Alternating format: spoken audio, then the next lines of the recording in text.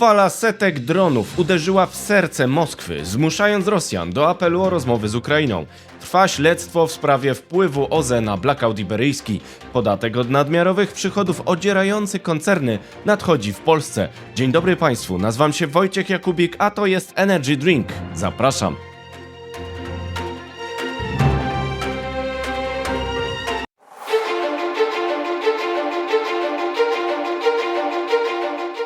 Partnerem kanału Energy Drink jest Orlen.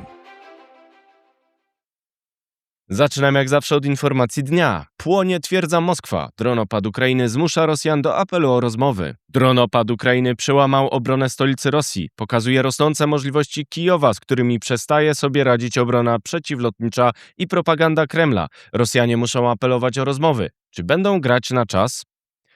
Dronopad doprowadził do pożarów w Moskwie. Służba Bezpieczeństwa Ukrainy we współpracy z ukraińskimi siłami zbrojnymi przeprowadziły w nocy z 16 na 17 maja operacje ataków dalekiego zasięgu w obwodzie moskiewskim w Rosji.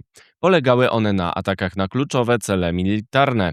Rafineria Kapotnia w Moskwie, która zapewnia około 40% zapotrzebowania stolicy Rosji na paliwa, zapłonęła. Ostatni raz została zaatakowana przez drony ukraińskie w październiku 2024 roku. Rosjanie twierdzą, że nie została uszkodzona. Do tego dochodzi stacja załadunku produktów naftowych Transnieftu Solnecznogorskaja pod Zelenogradem, około 40 do 45 km od Moskwy.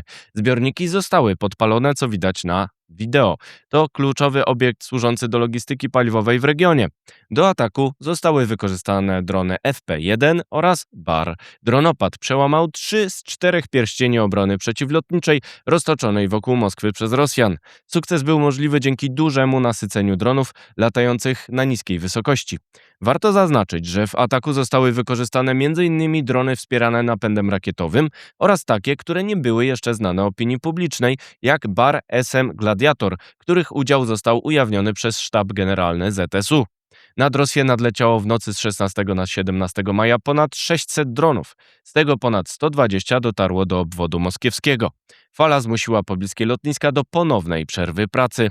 Pomimo nowych przepisów karzących za publikację nagrań z, cytuję, ataków terrorystycznych, jak Rosjanie nazywają działania obronne Ukrainy w toku inwazji rozpoczętej w lutym 2022 roku, sieć zalały filmy zwykłych Rosjan zaszokowanych skalą ataku. Dronopad to sankcje dalekiego zasięgu wobec Rosji. Nasze reakcje na przedłużanie przez Rosję wojny oraz jej ataki na nasze miasta i społeczności są w pełni uzasadnione, tłumaczył prezydent Ukrainy Wołodymyr Zełenski na X-ie. Tym razem ukraińskie sankcje dalekiego zasięgu dotarły do obwodu moskiewskiego, a my jasno mówimy Rosjanom. Ich państwo musi zakończyć wojnę. Ukraińscy producenci dronów i pocisków kontynuują swoją pracę, dodał prezydent. Jestem wdzięczny Służbie Bezpieczeństwa Ukrainy i wszystkim siłom zbrojnym Ukrainy za ich precyzję. Odległość od granicy państwowej Ukrainy wynosi ponad 500 km. Koncentracja rosyjskiej obrony przeciwlotniczej w obwodzie moskiewskim jest najwyższa, ale my ją pokonujemy, podsumował Zełenski. Podkreślił także, że sukcesy dronopadu Ukrainy zmieniają podejście partnerów zachodnich do wojny, szczególnie przez to, jak daleko są w stanie dotrzeć drony. Nazywa je sankcjami dalekiego zasięgu. W założeniu ataki Ukrainy mają podkopać logistykę wojenną oraz fundamenty budżetu rosyjskiego i skłonić Rosjan do zakończenia wojny.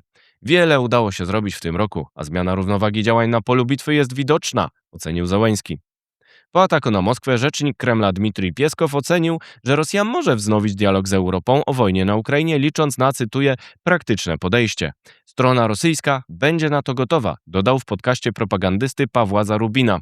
Rosyjski wiceminister spraw zagranicznych Michał Gałuzyn ocenił, że to Ukraina nie dawała sygnałów o gotowości do dalszych rozmów pokojowych, a nie Rosja.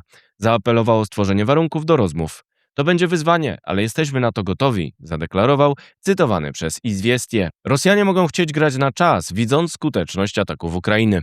Warto przypomnieć, że wykorzystali chęć rozmów administracji USA do przeciągania ich ponad rok bez owoców, za to z naciskami Zachodu na Ukraińców, by ograniczyli ataki.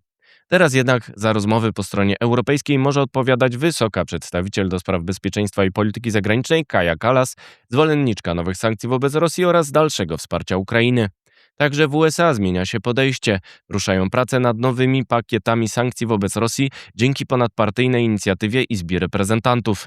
Sankcje dalekiego zasięgu Ukrainy, czyli dronopad trafiający coraz celniej w Rosji, w tym podpalający jej stolicę, To solidny argument, mogący zmusić Rosjan do zmiany podejścia w 5. roku nieudanej inwazji. Czas na pozostałe wieści, czyli przegląd informacji pod patronatem Ośrodka Bezpieczeństwa Energetycznego. Na początek Polska.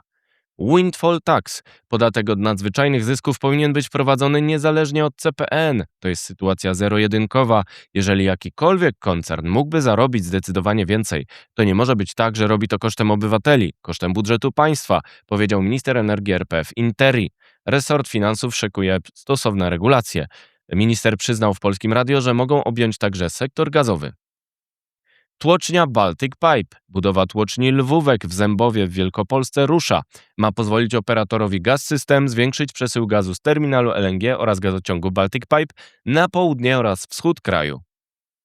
Zielona pożyczka. Tauron pozyskał 227 milionów złotych pożyczki z Krajowego Planu Odbudowy.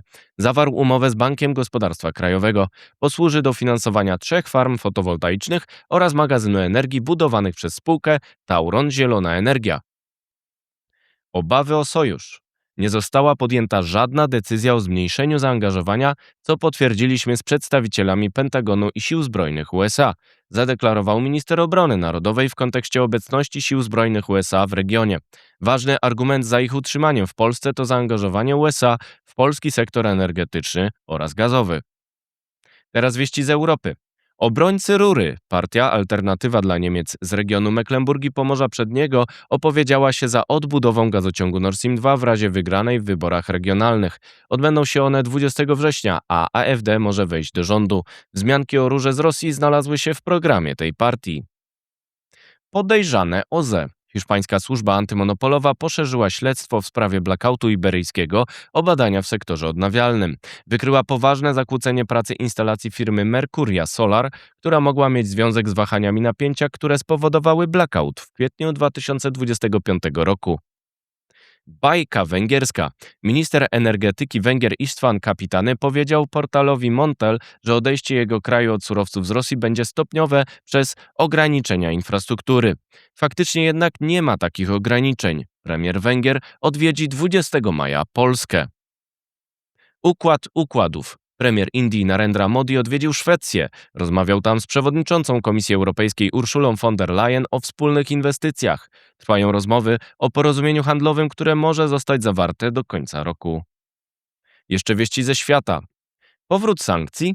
Kongres USA rozpoczął pracę nad ustawą o sankcjach na dostawy ropy z Rosji do krajów trzecich oraz przeciwko flocie widmotankowców pomagających je omijać. 16 maja wygasło zwolnienie pozwalające Rosjanom eksportować ropę i produkty naftowe pomimo sankcji. Dyktator na celowniku. Według New York Times administracja USA rozważa operację zatrzymania przywódcy Kuby Raula Castro na wzór takiej samej przeprowadzonej w styczniu w Wenezueli. Trwają protesty przez blackouty na tej wyspie wywołane blokadą naftową Ameryki. Eskalacja naftowa. Ropa przebiła $111 za baryłkę Brent przez nowe incydenty z dronami w Emiratach i Arabii Saudyjskiej. Wśród trafionych obiektów jest elektrownia jądrowa. Nie ma zagrożenia skażeniem, ale Trump zagroził Iranowi nowym uderzeniem, jeśli nie dojdzie do układu. Więcej na stronie energydrink.today. To wszystko w materiałach przygotowanych dzisiaj. Następne oczywiście już jutro, więc zapraszam Państwa serdecznie. Do zobaczenia, do usłyszenia.